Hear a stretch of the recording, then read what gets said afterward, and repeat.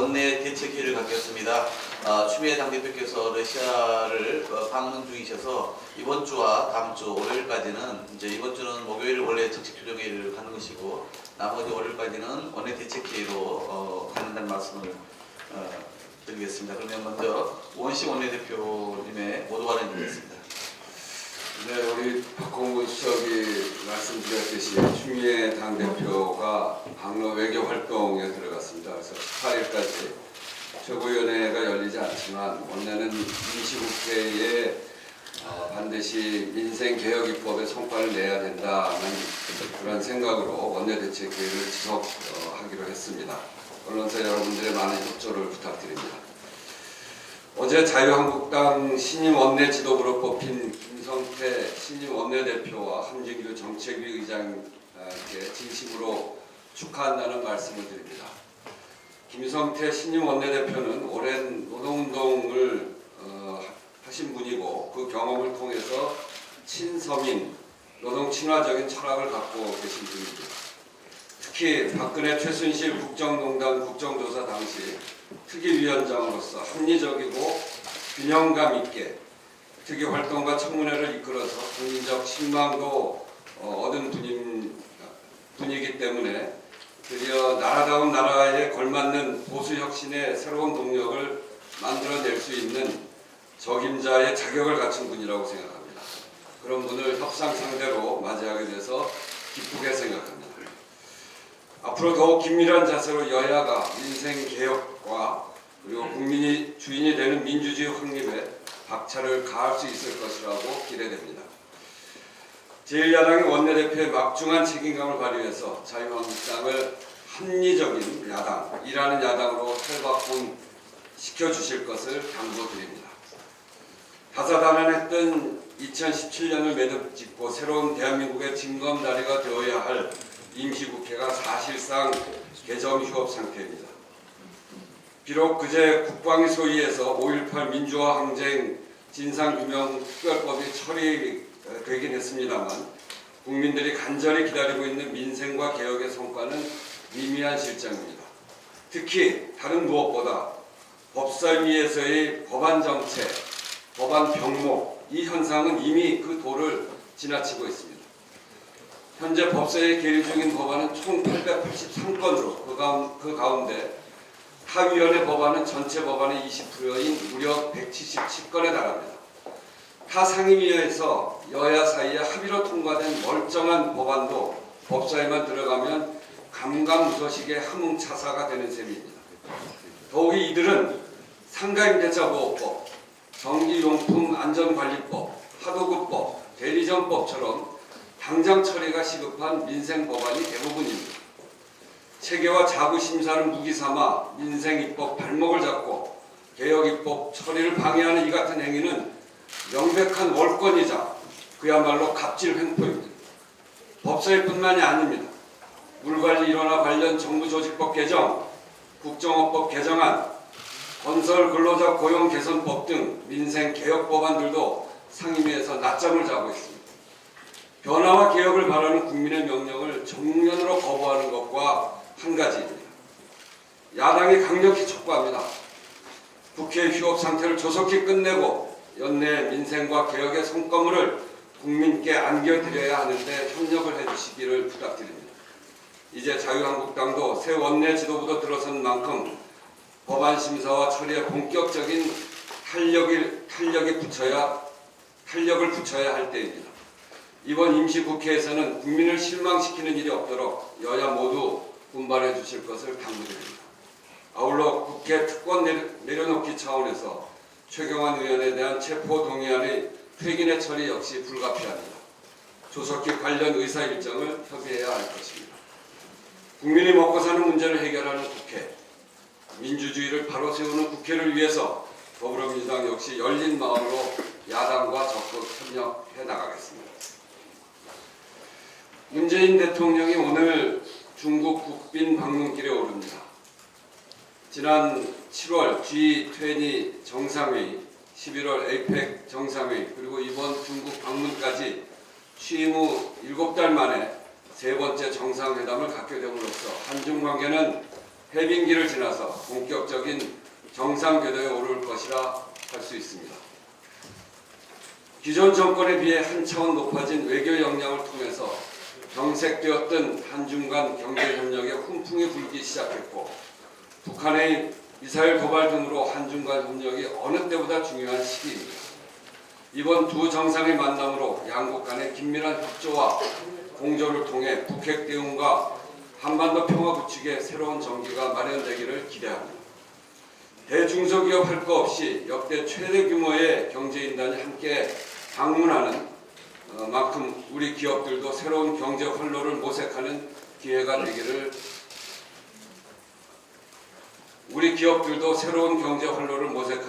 되기를 바라겠습니다.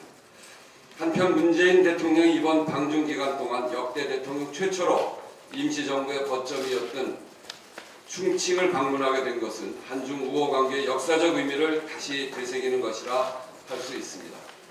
이번 한중 정상회담이 한중 수교 25주년을 맞이해서 상호 호혜적인 차원에서 동반상정해온 양국의 지난 25년을 뛰어넘어서 동반자적 관계로 새로운 미래를 만들어가는 전기가 되기를 희망합니다.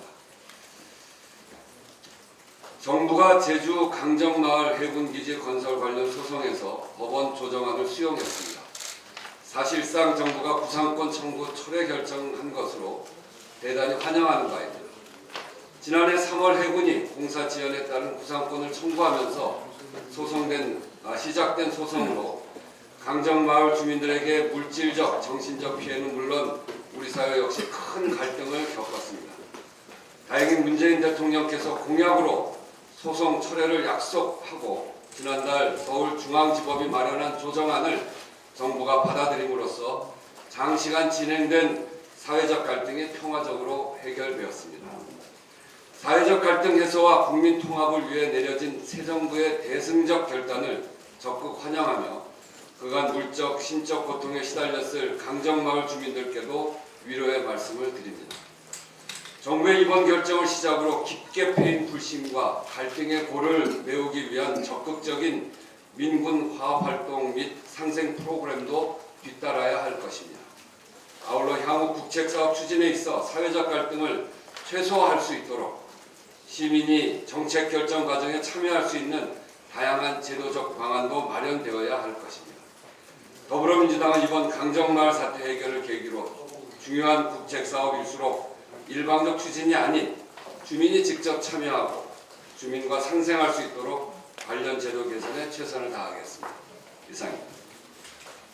예, 다음은 의원님들의 현안 발언이 있겠습니다. 먼저 홍익표 정책기수부장의 말씀 있겠습니다.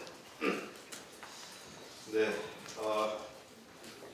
해수부 자체 감사 결과 박근혜 정부 당시 해수부가 세월호 특별조사위원회 활동을 방해했다는 매우 충격적인 의혹이 사실로 드러났습니다.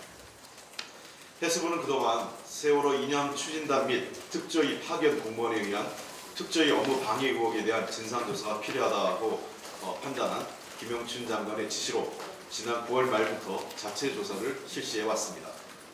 그 결과 세월호 특조위 활동 시점인 2015년 1월 1일은 당초 6차례나 진행된 법적 검토를 무시한 채 임의로 결정한 것이 드러났습니다.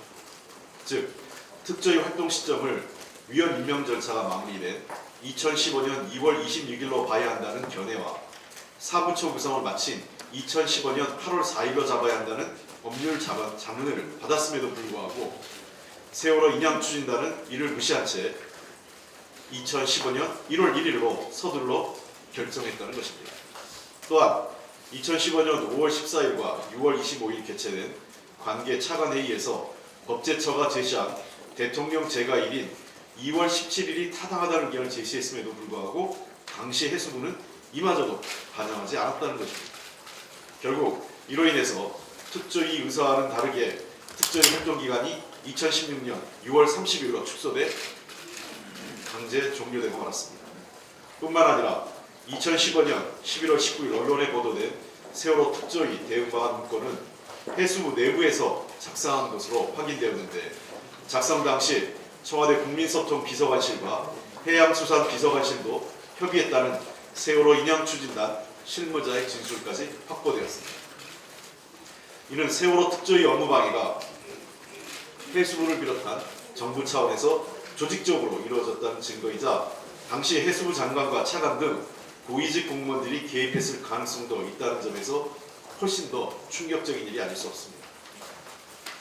세월호 특조위 방해 공작은 명실상부한 불법 행위이고 더기에 세월호 참사에서 자유롭지 않은 해수부가 자신들의 잘못을 은폐하고 박근혜 전 대통령의 가호까지 엄폐해주기 위해 벌인 방해 공작이라면 그 죄는 더 큰 것이라겠습니다. 대한민국 모두가 알고 싶었던 진실들이 박근혜 정부의 조직적인 방해로 밝혀지지 않았을지 모른다고 생각하니 소름이 끼칠 정도로 무서운 일입니다. 그러나 무트로 올라온 세월호처럼 진실은 언제든지 밝혀질 것이라는 믿음이 있었기에 지난 수년간 우리 국민들은 세월호 유가족과 함께 촛불을 들고 진실을 규명해달라고 요구해왔습니다. 이제 제2기 세월호 특조위에서 사실로 드러난 박근혜 해수부의 조직적인 방해 의혹들까지 더욱 철저하게 조사해야 할 것입니다. 또한 특조위 활동기간 축소와 현안 대응 방안 문건 작성에 대해서는 철저한 검찰 조사를 통해 실체적 진실이 낱낱이 밝혀질 수 있도록 해야 합니다. 이런 조사에는 당시 지휘 보화를 막론하고 모든 사람이 조사 대상이 되어야 할 것입니다. 더불어민주당은 제2기 특조위에서 세월호 인양 관련 모든 의혹들이 규명될 수 있도록 적극 협조해 나갈 것입니다. 한 가지만 더 말씀드리겠습니다. 우리 시간으로 오늘 새벽에 미국 워싱턴에서 환태평양 시대의 한미 파트너십 재구성이라는 토론회에서 틸러슨 국무장관이 북한과의 전제조건 없는 대화를 말했습니다. 지금까지 여러 차례 북한에 대해서 미국 측에서 대화 의지를 밝혀온 바 있지만 이번만큼 분명하고 확고하게 대화 의지를 밝힌 것은 없다고 생각을 합니다. 지금까지 그 한미 양국은 북한 문제의 해결과 한반도 평화를 위해서 다양한 형태의 대화를 유지해 왔습니다. 정상회담은 물론이고 외교장관 회담 또 관련된 다양한 형태의 채널을 통해서 한미 양국이 의견 조율을 해왔고 한반도에서의 전쟁은 우리 한국의 동의 없이 한반도의 전쟁은 안 된다는 것과 북핵 문제의 평화적 외교적 해결에 대해서 한미 양국은 공감대 형성해 왔습니다. 렉스 틸러슨 장관의 이번 발언은 그러한 맥락에서 이어진 것이고 특히 북한과의 아무런 전제 조건 없이 비핵화는 물론이고 모든 대화의 문을 열겠다고 한 것은 매우 진전된 조치라고 생각합니다. 북한은 이번 기회를 놓치지 않기를 바랍니다.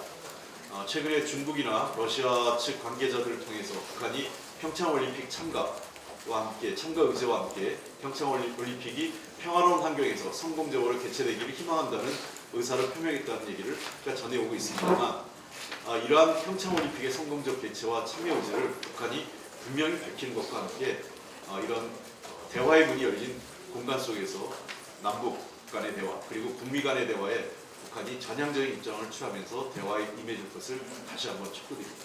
이상입니다. 예, 다음은 유성권 부대표의 현안 발언이 있겠습니다. 정부는 어제 국무회의에서 제주 강정마을 부산권 청구 소송을 처리하는 법원의 강제 조정안을 수용하겠다고 발표를 했습니다. 강정마을은 지난 10년 동안 해군기지로 인해서 형제 자매, 부모 자식 간의 반목과 갈등이 매우 심각하게 이루어진 곳이었습니다. 그곳에서 형제 자매 간의 찬성과 반대를 두고 부모 자식 간의 찬성과 반대를 두고 제사를 먹지 않고 세배를 가지 않고 공동체가 파괴되어지는 그러한 곳에 있었습니다. 이번 정부의 결정으로 이 공동체가 회복되어지는 그리고 새롭게 출발되어지는 그런 시점이 되기를 진심으로 기원해 봅니다. 모두 알고 계시겠지만 강정마을은 제주 해군기지 건설 사업이 공식적으로 시작된 2007년 이후 지난 10년간 대한민국의 대표적인 갈등 사례로 존재해왔습니다. 강정 해군기지 건설 사업은 지난 2007년 4월 해군기지를 찬성하는 마을의 임원에 의해 열린 4월 임시총회 주민 87명이 참석하고 이들의 결정을 마을의 결정으로 이뤘습니다. 그렇지만 마을은 4개월이 지난 8월에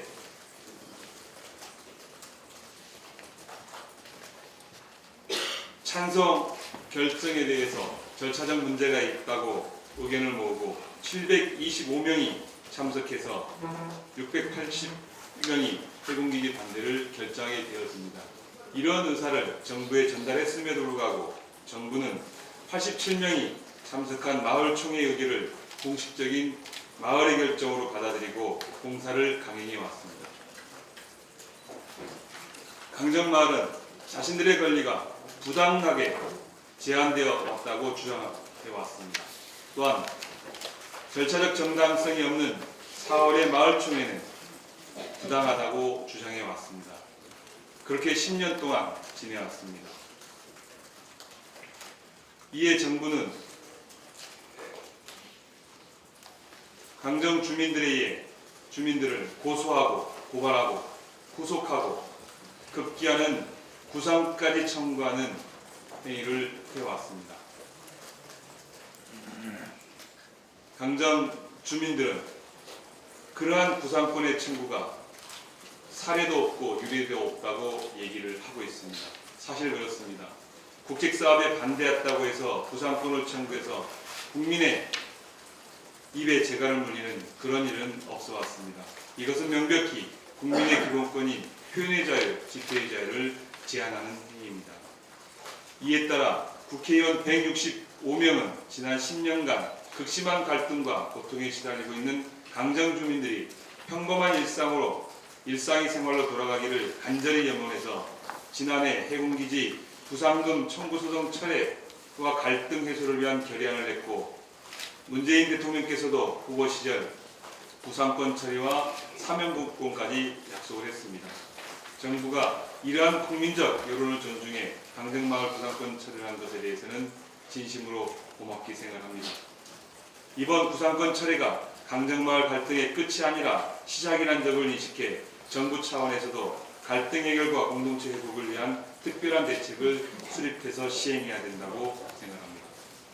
더 나아가 정부가 국책사업이나 대규모 공공정책 수립을 하고 시행하는 과정에서 소통의 부재, 정책 결정 과정의 비민주성으로 인한 사회적 갈등 양상이 점차 심해지고 있는 게 대한민국의 현실입니다.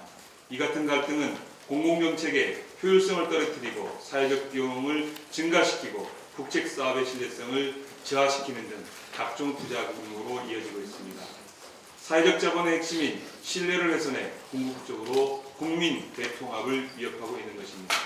국책사업은 공공의 이익을 목적으로 추진하고 있는 것이고 정부는 그 필요성과 타당성에 대해 추진 과정에서 국민들을 설득하고 협의하고 다양한 의견을 수렴해 갈등을 줄이거나 해소해야 될 책무가 있다는 것을 거듭 명심해 주시기 바랍니다. 강정 지역의 지역구 의원으로서 정부 결정에 대단히 고맙게 생각합니다. 이제 10년의 갈등이 해소되어지는 시발점이고 앞으로 이와 갈등을 해소하기 위해서 여러 가지 조처들이 정부에서 새롭게 다시 이루어지기를 진심으로 기대합니다. 고맙습니다. 예, 다음은 권미혁 부대표의 현안만을 읽겠습니다.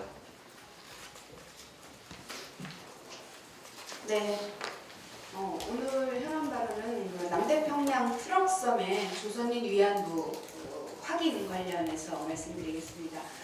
서울시와 서울대 인권센터 정진성 교수연구팀이 일명 우리가 트럭섬이라고 불리우는 그 남태평양 축제도에 조선인 위안부 26명이 존재했었다라는 것을 명부, 사진, 관련 문서 등을 토대로 최초로 확인했다라고 11일 발표했습니다. 이 연구팀은 우리 원내 대책회의에서도 제가 한번 말씀드린 바가 있는데요. 지난 7월 한국인 위안부 영상을 세계 최초로 발굴한 팀입니다. 이렇게 새로운 성과를 추진해 주신 정진성 교수 연구팀의 노고에 감사를 드립니다. 이 트럭섬은 태평양 정전 당시 일본 해군 함대가 있던 기지인데요. 많은 일본군이 주둔했었습니다. 그리고 많은 조선인들이 기지건설 등으로 강제 동원됐던 매우 아픈 역사가 있는 곳입니다. 연구팀은 미군, 일본군 문서와 사진, 그리고 당시 보도된 기사 등을 발굴하고 또 종합 검토를 해서 조선인 위안부 26명이 있었다는 존재를 밝혀냈습니다.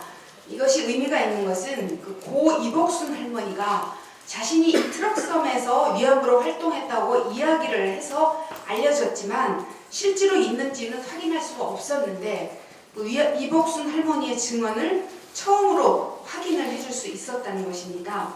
또 한 가지 중요한 점은 별도로 그 생전에 나는 위안부였다라는 피해 사실을 고백한 분이 고 하복향 할머니가 있는데요. 이분은 나도 위안부였다고 고백을 했지만 피해자로 정부에 등록하려다가 바로 돌아가셨습니다. 그래서 이런 부분의 피해 사실도 사료를 통해서 증명을 했습니다. 이 증명은 피해자의 사진, 생일 날짜, 주소지, 지문 등을 토대로 역추적을 하고 지문 일치 여부를 확인하는 방식을 통해서 증명하는 데 성공했습니다. 이번 연구 성과는 이게 본인의 증언만이 아니라 사료를 통해서 예를 들면 뭐 지문 확인 방식이라든지 이런 사료를 통해서 피해 사실이 입증된 최초의 사례이기 때문에 의미가 매우 각별하다고 생각합니다. 현재 정부에 공식 등록된 위안부 피해자가 239명이지만 고 하벽광 할머니처럼 피해 사실을 드러내지 못한 분이 많을 거로 예상됩니다. 또한 남태평양 트럭섬에서 보시듯이 이미 알려진 곳 말고 아시아 태평양 각지의 일본군 점령지 그리고 주둔 기지에 대해서도 피해 자료 조사와 발굴, 분석 등의 연구 활동이 이어져야 됩니다. 그래서 우리 정부는 그 일본군 위안부 문제 해결을 위한 전제가 진상규명이다. 그렇게 해서 문재인 정부는 일본군 위안부 피해자 관련 사료의 조사, 연구사업 체계화를 위해서 연구소를 설치, 운영하겠다는 것을 지금 국정과제로 선정하고 있고요. 이 국정과제로 선정된 이후에 여성가족부는 기록물의 조사, 발굴, 수집, 정리, 연구를 위한 사업비를 편성해서 1월 중에 세부 계획을 수립하고 상반기 내에 사업을 추진할 계획입니다. 다만 보다 지속적이고 안정적인 지원을 위해서는 법적 근거가 마련되어야 하기 때문에 현재 법도 제출되어 있는 상황입니다. 마지막으로 위안부 연구를 수행하는 개별 연구자들이 있습니다. 근데 이분들은 정부의 외교 방향에 따라서 언제 연구 지원이 끊길지 몰라서 노심초사하고 있습니다. 우리가 이 일본군 위안부 기록물에 꾸준한 자료조사, 발굴, 분석을 할 수 있도록 다각적인 체계적인 모색을 할 것이고요. 이런 부분에 지혜를 모을 수 있도록 더불어민주당은 최선을 다할 것을 말씀드립니다. 이상입니다. 예, 다음은 서영수 부대표의 향한 말을 읽겠습니다.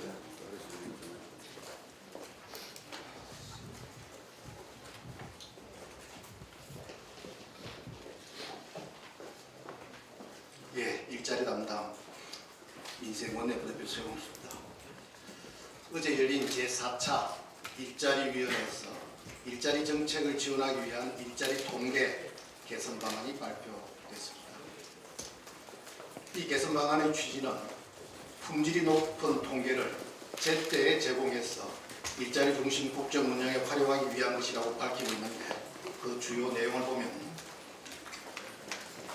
우선 행정 통계를 활용해서 산업 소 분류별, 지역별 일자리 통계 등 정확하고 세부적인 통계 자료와 사회적 경제, 중장년, 신규 졸업자 등 정책 대상별 맞춤 통계를 만들겠다는 것입니다. 또한 좋은 일자리 창출을 위하여 임금, 근로시간, 산업 안전, 고용 안정, 고용 차별, 일과 생활의 균형, 사회 안전망 등 7개 차원 17개 지표로 구성된 고용의 질 지표 체계를 만들겠다는 것입니다. 이 방안이 시행되면 일자리 통계에 대한 대대적인 확충과 개선이 이루어질 것으로 기대됩니다. 특히 고용의 질에 대한 체계적인 지표의 개발로 과거 정부들이 고용률 70% 달성과 같은 겉으로 드러나는 양적 목표에 치중한 나머지 졸속 정책을 남발하여 노동시장의 양극화와 불균형을 초래한 잘못을 다시는 피할 수 있을 것입니다. 고용의 질 지표를 제대로 구축하겠다는 것은 문재인 정부가 앞으로 정부 일자리 정책의 질적 성과를 스스로 평가하는 잣대를 국민들에게 제시한다는 의미로 평가할 수 있습니다. 최근 고용이나 노동을 둘러싼 정책 수립이나 입법 과정에서 이해 당사자 간의 첨예한 대립이 생기기도 하는데 그 이유의 상당 부분은 잘못되거나 부정확한 통계 때문에 관련된 사실관계에 대해 서로 공감대를 이루지 못하기 때문입니다. 정책이나 입법을 추진할 때 그 영향을 올바로 예측하기 위해서도 정확한 통계는 필수적입니다. 통계는 정책의 토대이자 신뢰의 기반입니다. 이런 일자리 통계 개선 작업이 계획대로 잘 추진되기를 기대합니다. 이상입니다. 제가 국회 운영 관련해서 마지막으로 좀 말씀을 드리겠습니다. 우선 조원진 대한애국당 대표가 중앙선관위 주최 정당 정책 토론회에서 문재인 대통령을 문재인씨라고 반복 호칭해 논란을 빚었습니다. 저는 지난주 본회의장 앞에서는 입장하는 우리 당 의원들한테 악의 무리라고 큰 소리를 질러댔습니다. 이런 분을 같은 시대에 같은 동료 의원으로 두고 있다는 것이 참으로 부끄럽습니다. 또 자유한국당에서는 문재인 정권을 주사파 정권이라며 철진한 색깔로 나왔고 또 대통령을 내란죄로 고발해야 한다는 막말까지 나오더니 이제 어제 이런 호칭 논란까지 나온 것입니다. 정치의 언어에도 금도가 있고 할 말과 안 할 말이 있는 법인데 작금의 이 보수 정치권 언어 사전에는 본인들 존재감 과시용으로 용도 폐기된 것은 아닌지 묻고 싶습니다. 특히 조 의원은 18대 국회와 20대 국회에서 이미 국회 윤리특위에 제소된 바가 있는데 그때마다 손방망이 대처가 이런 막말 정치를 묵인했던 것은 아닌지 국회 스스로 돌아볼 필요가 있습니다. 심재철 의원도 18대, 19대에 이미 국회 윤리특위에 제소된 바가 있습니다. 이번 기회에 국회 내에서의 수준 낮은 막말과 행동에 대해서는 여야가 단호한 대처와 징계를 통해서 국회 스스로 자존감을 높이고 명예를 스스로 지켜야 할 겁니다. 국민의 눈높이에서 국회의원의 품위를 유지할 수 있도록 절제된 언어와 행동을 취해줄 것을 제안드립니다. 그리고 차제에 의원 한 명이라도 있는 정당은 선거방송토론위원회에서 추천하는 이 현행 규정을 고칠 필요가 있음이 입증되었습니다. 공중파를 통한 생중계에서 막말로 국민 눈살 찌푸리게 하고 또 전파 낭비만 초래하는 이 현행 방식의 개선을 요구합니다. 최재형 감사원장 후보자의 국회 인사청문 요청안이 어제 국회에 접수되었습니다. 최재형 후보자는 사법연수원 시절 몸이 불편한 동료를 2년간 업고 출근한 마음이 따뜻한 후보이고 딸 둘이 있음에도 아들 둘을 입양한 사랑이 넘치는 후보자입니다. 아랫사람을 믿고 일을 추진하도록 배려하며 성품 또한 인자한 덕장이라고 합니다. 청와대가 11월 발표한 7대 인사 배제 원칙 뒤에 개최되는 첫 인사청문회라는 점에서 그 어느 때보다 후보자의 도덕성과 청년성, 전문성과 자질에 대한 관심이 높은 데인데 이미 미담 제조기라는 평가를 받고 있고 법조계에서 오랜 전문성과 경륜을 갖춘 후보자를 국회에 요청했다는 점에서 국민이 안심하고 맡겨도 좋겠다는 판단을 하고 있습니다. 야당에서도 정략적 접근과 풀집 내기식 접근보다는 후보자의 자질과 능력에 대한 검증으로 임해주실 것을 요청드립니다. 올해 연중으로 대법관 2인에 대한 인청도 마무리해야 되는데 아직 자유한국당에서 이 인청특위위원회에 대한 추천이 없어서 지금 속도를 못 내고 있습니다. 또 이 감사원장에 대해서도 연말 인청을 마무리해야 한다고 보고 있습니다. 그래서 우리 당은 우상호 의원을 인청특위위원장으로 해서 특위위원을 구성하고 인청 준비에 만전을 기하겠다는 말씀을 드립니다. 이상입니다. 회의 비공개로 진행하겠습니다.